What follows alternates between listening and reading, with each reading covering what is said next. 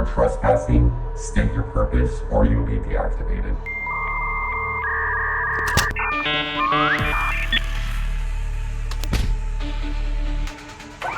You must be malfunctioning, prepare to be deactivated.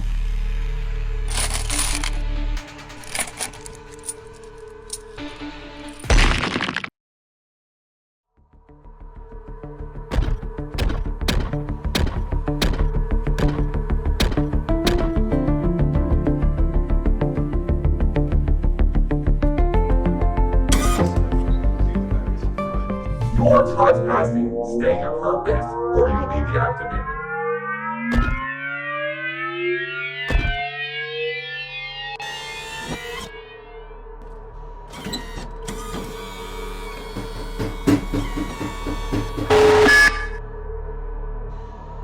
I don't want to die. You are organic.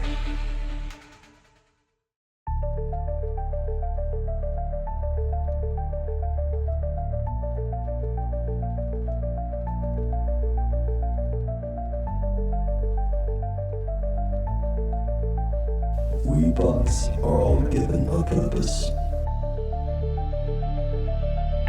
My purpose is to build robots.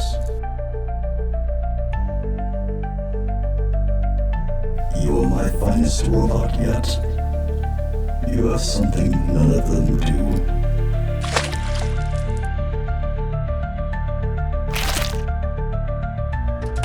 This will let you choose your purpose.